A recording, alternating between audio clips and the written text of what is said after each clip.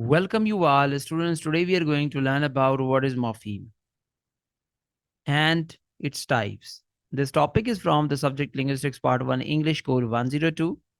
This is our lecture number 14. We already have conducted 13 lectures in this lecture series program. This is actually a lecture series program for the students who have been learning in Part 1, English, Introduction to Linguistics. So without a further go, let's get started at today's topic. What is morpheme and types of morphemes? So here we are going to explain what is a morpheme. It is the smallest meaningful unit in a language. A morpheme can't be divided without altering its meaning. So morpheme is actually the smallest meaningful unit in a language. Mean to say the smallest unit which has meaning.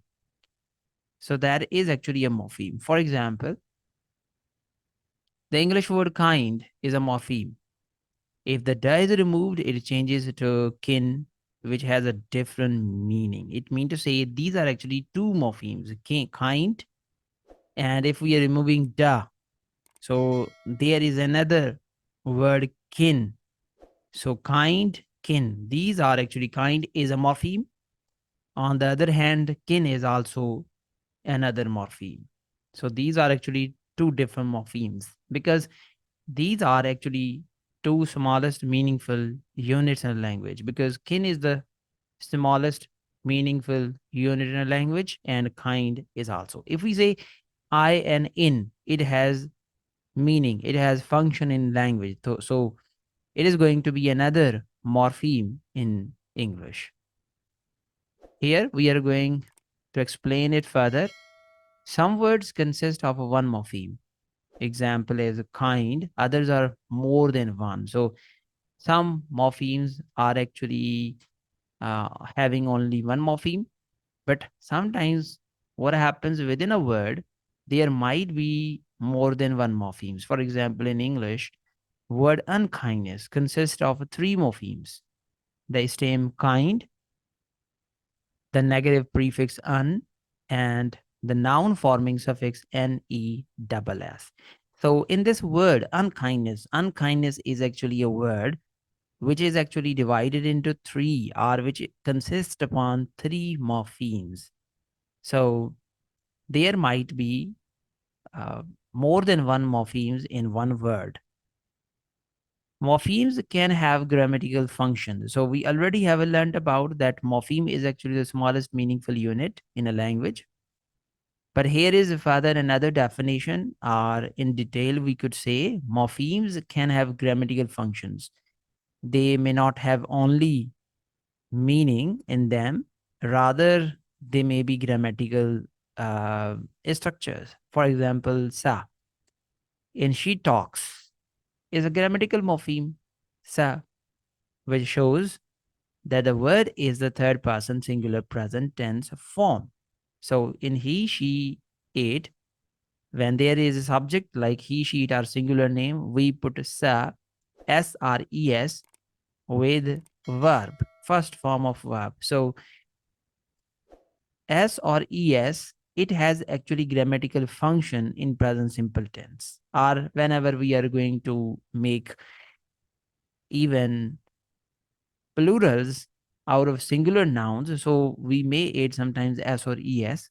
So in this way, we could say this is S or ES is having a grammatical function rather than any meaning. So these are actually morphemes because they have grammatical functions. Here we are going to explain it further that morphemes are divided into two types, free morphemes and number two, bound morphemes. So once again, we already have learned at the very first page that free morphemes are divided into lexical morphemes, functional morphemes, and bound morphemes are divided into derivational morphemes and inflectional morphemes. So without further go, let's learn what are free morphemes. Number one type of morpheme, such morphemes that can stand by themselves as a single words. It is also divided into two types. So free morphemes can stand by themselves. It means to say they could have themselves an individual word or individual morpheme. For example, further, this free morpheme is divided into lexical morpheme and functional morpheme. So let's explain one by one. Lexical morphemes are actually, these morphemes are treated as an open class of words, and some examples are free are lexical morphemes. We could say these are open class of words. For example, boy, man, house, tiger, open, etc. They can stand themselves, they have meaning in them, and such words which have meaning. So we could say these are open class of words and also known as lexical morphemes. On the other hand, functional morphemes, this set consist of largely the functional words in the language, such as conjunctions, prepositions, articles, and pronouns. As we already know, that prepositions, articles, conjunctions, they don't have meaning in English language. Rather, they have uses, they have functions like and, but, because, on, near, etc. So these are functional morphemes. So we have covered here number one type of morpheme, that is free morpheme. Let's talk about another type of morpheme, that is bound morpheme. Bound morphemes cannot stand by themselves. It means to say they could not give meaning itself in the sentence, like it was a word boy, man, or even functional words and they could stand themselves, यानी अकेले जो है वो हम उनको sentence के अंदर use कर सकते थे, मगर ये बाउंड मॉर्फीम्स जो है वो किसी और वर्ड के साथ मिल के यूज होंगे. And the set of affixes which fall into the bound category is also divided into two types. Like affixes mean to say prefixes and suffixes and the base words. Further, bound morphemes are divided into derivational morphemes and number two, inflectional morphemes. So let's begin bound morphemes. And number one, derivational morphemes. These are also these are used to make new words in the language and are often used to make words of a different grammatical category from the stem.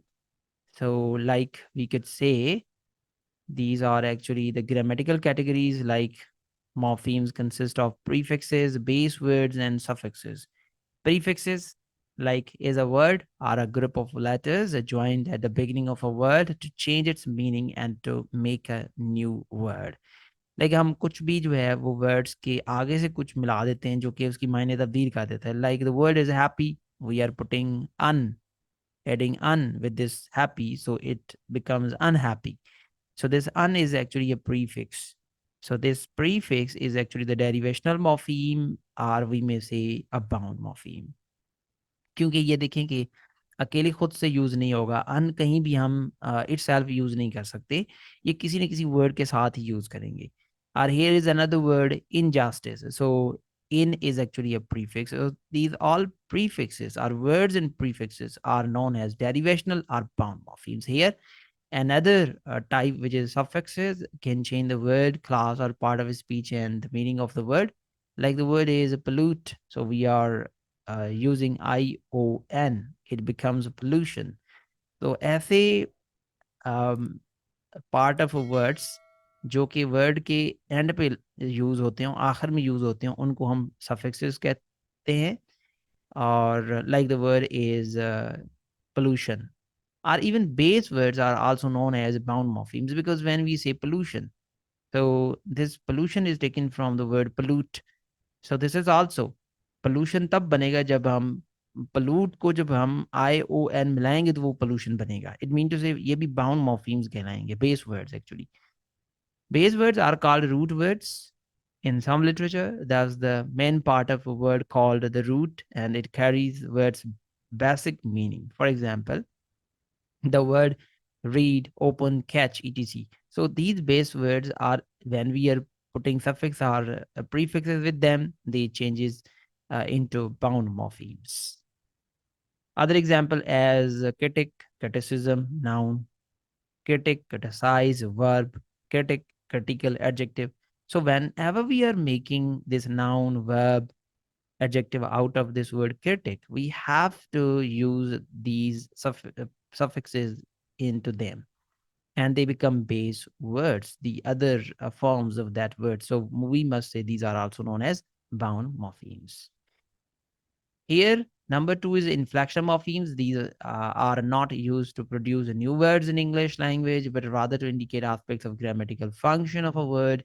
Inflectional morphemes are used to show if a word is plural or singular, if it is past tense or not, and if it is comparative or possessive form. For example, English has 8 inflectional morphemes, और English के अंदर सिर्फ ये 8 इन्फ्लेक्शनल morphemes होते हैं, क्योंकि इन्फ्लेक्शनल morphemes जो है खुद से वर्ड्स नहीं होते, बल्कि ये जो है वो या तो हम टेंसेस में वर्ड्स को या वर्ब्स को पास्ट टेंस में जो है वो हम यूज़ कर रहे होते हैं, या सिंगुलर प्लूरल जब हम बनाते हैं उसमें काम आते हैं। जैसे नाउन्स को हम एस और या एस एपोस्ट्रोफी एस या एस जो है मिलाएंगे तो उसकी मायने तब्दील हो जाएगी। These are actually the inflectional morphemes, are in other words verb est ing ed en. When we are reading like these inflection morphemes, we are changing forms of words with the help of these inflection morphemes, or even when we are adding est or er in adjectives, or even so these are actually a very confined number of morphemes which are known as inflection morphemes in English, and these are in category of bound morphemes.